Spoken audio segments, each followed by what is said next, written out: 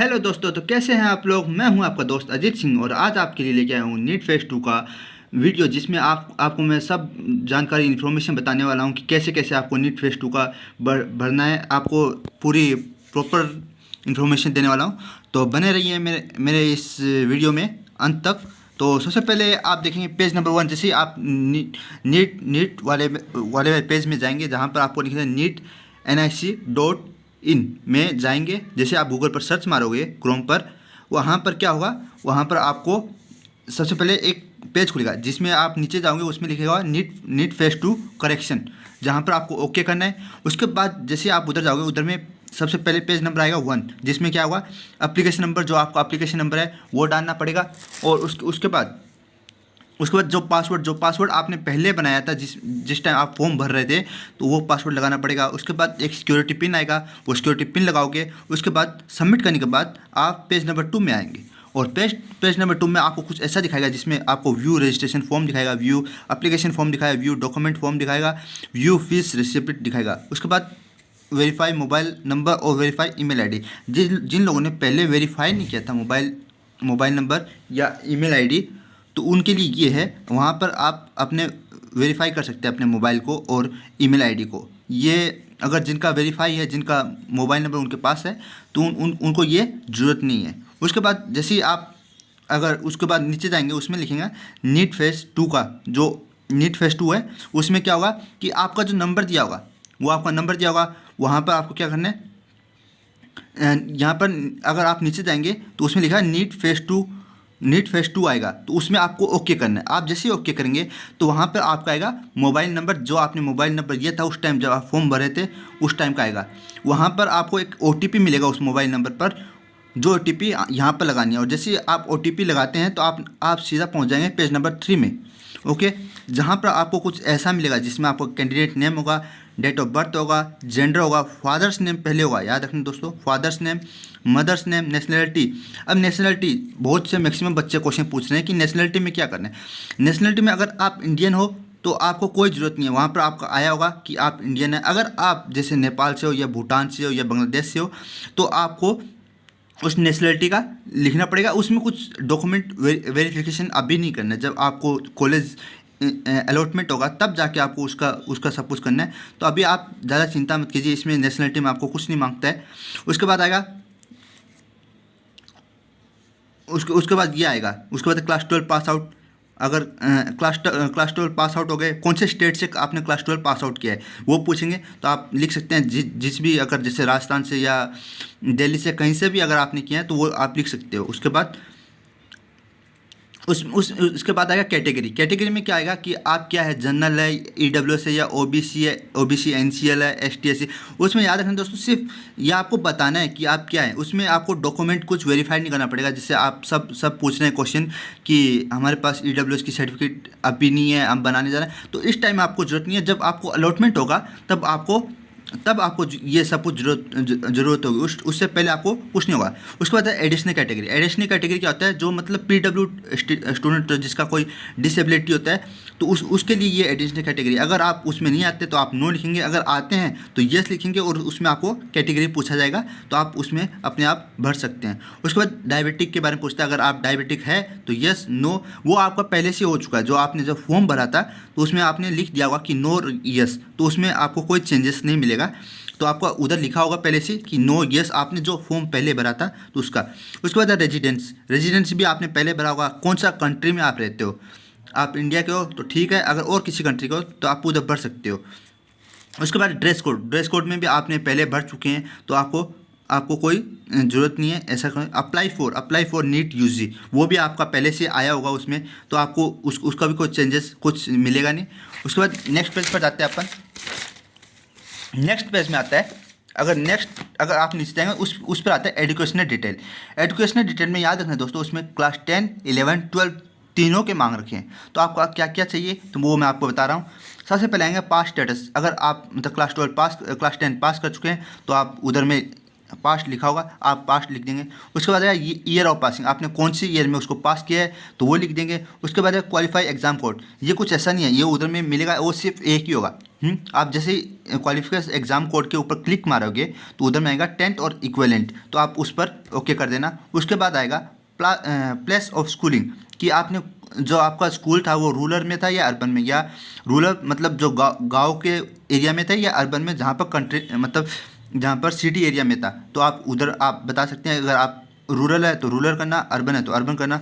उसके बाद type of school, type of school कैसा है कि आप प्राइवेट में थे या गवर्नमेंट में, या नवोदया में थे, या ज्वार्थ में थे, या सेमी गवर्नमेंट में, कौन से में थे, तो आप उसको अपना क्लिक मार के इधर कंफर्म कर सकते हैं। उसके बाद आता है क्वालिफिकेशन एग्जामिन स्टेट, कि आप जो क्वालिफाइड कौन से एग्ज़ाम जो आपने क्लास 10 का एग्ज़ाम कौन से स्टेट में दिया, आप कौन से स्टेट में उसको पास किया था, तो आप उसका अपना स्टेट बता देंगे। उसके बाद आता है डिस्ट्रिक्ट, कि आप कौन से डिस्ट्रिक्ट में, वो भी आप जब आप एग्ज़ाम स्टेट लिखोगे तो डिस्ट्रिक्ट का एक वो आ जाएगा, कॉलम आ जाएगा, उसमें सारे डिस्ट्रिक्ट दिए होंगे, तो आप उधर से भी ओके करके कर सकते हैं कंफर्म। उसके बाद स्कूल बोर्ड, स्कूल बोर्ड कौन सा था, सीबीएसई था या स्टेट बोर्ड था, या मतलब कोई भी राजस्थान बोर्ड या दिल्ली बोर्ड कुछ भी था ना, तो वो भी उधर में पूरा लिस्ट आएगा, तो आप उस पर भी ओके करके आप कंफर्म कर सकते हैं। उसके बाद आता है कि जो आपका क्लास 10 का जो स्टेट बोर्ड का होता है, कई कईयों में परसेंटेज का होता है, और जो सीबीएसई होता है उसमें सीजीपी के आधार पर रिजल्ट दिया जाता है, तो आप उसको भी कंफर्म करेंगे। उसके बाद मैक्सिमम ग्रेड पॉइंट,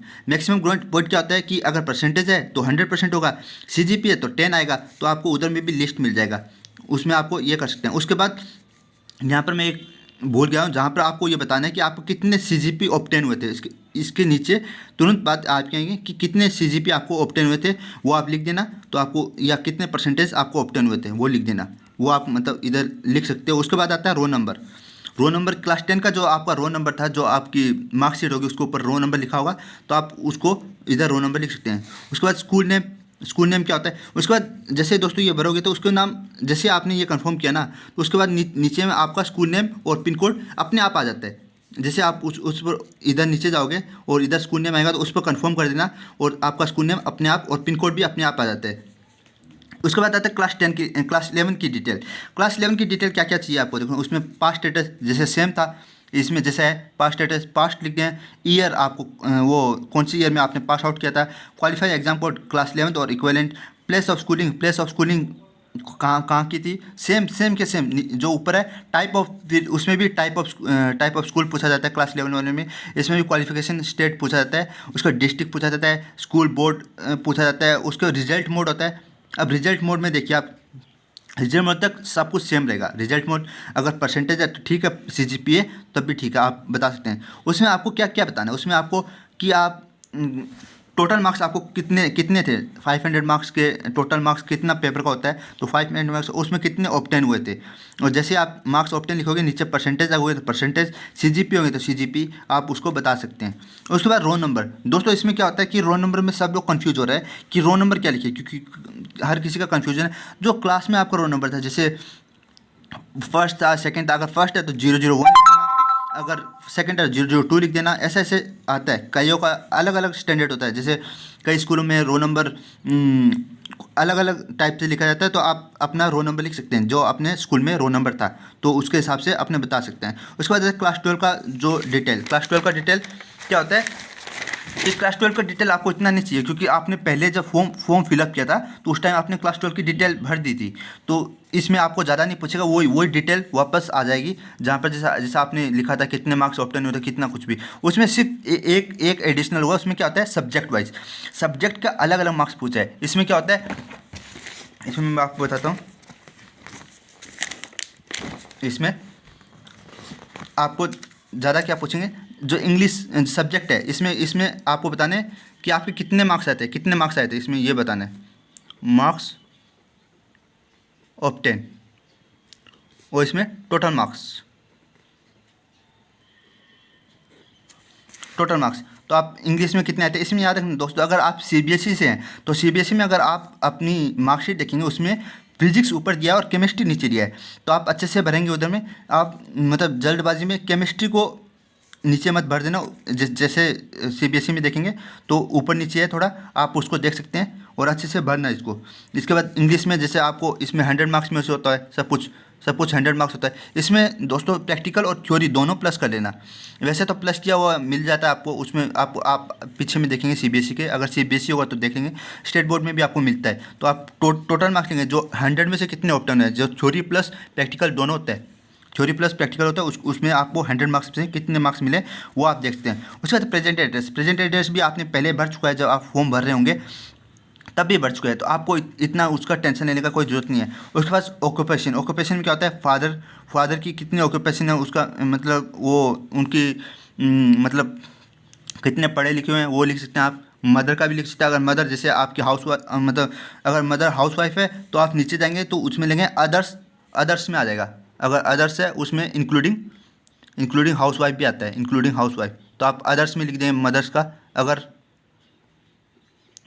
अगर किसी की मम्मी है वो हाउस वाइफ है तो आप उसमें अदर्स में लिख सकते हैं। गार्जियन आप किसी का भी भर सकते हैं, जैसे अपने बड़े पापा का या अपने चाचा जी का, किसी का भी आप गार्जियन लिख सकते हैं। आप उसका क्या एजुकेशन है, वो कहाँ पर काम करते हैं, जैसे मेडिकल में काम करते हैं या एग्रीकल्चर में काम करते हैं या गवर्नमेंट सर्विस में काम करते हो, तो उसमें बताना। उसके बाद आपको सिक्योरिटी पिन आएगा, सिक्योरिटी पिन के बाद आपको सबमिट कर देना है। वो सिक्योरिटी पिन जो आएगा नीचे में उसको आपको फिलअप करना है, उसके बाद सबमिट कर देना है। और जैसे आप सबमिट करेंगे उसके बाद एक और पेज आएगा, जैसे फॉर्म भरते हैं तो उसके बाद एक कन्फर्मेशन पेज आता है कि आपने ये भर दिया, क्या हम इसको कन्फर्म कर दें, तो आप उसमें कन्फर्म नीचे जाओगे, उसमें आएगा सबमिट, तो आपने उसको सबमिट में ओके दाबना है। और जैसे आप सबमिट में ओके दाबोगे तो आपके कंप्लीट फॉर्म हो जाएगा। तो ये है नीट फेज 2 का पूरा प्रोसीजर। इसमें ज़्यादा आपको कोई टेंशन लेना है कि कौन सा क्या अपलोड करना है, कुछ भी अभी तक सर्टिफिकेट नहीं मांगा है इसमें कुछ भी सर्टिफिकेट मांगा है।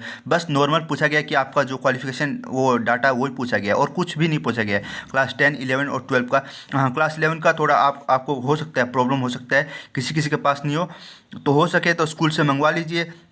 अभी तक कोई एनटीए का कोई ऑफिशियल नहीं आया कि ये ऑप्शनल है या नहीं है। अगर ऑप्शनल ऐसे में आता है तो मैं आपको कंफर्म कर दूंगा अपने नेक्स्ट वीडियो में कि ये ऑप्शनल है या नहीं। जब तक के लिए आप हो सके तो कहीं से अपने क्लास 11 की जो मार्कशीट है उसको मंगा लीजिए।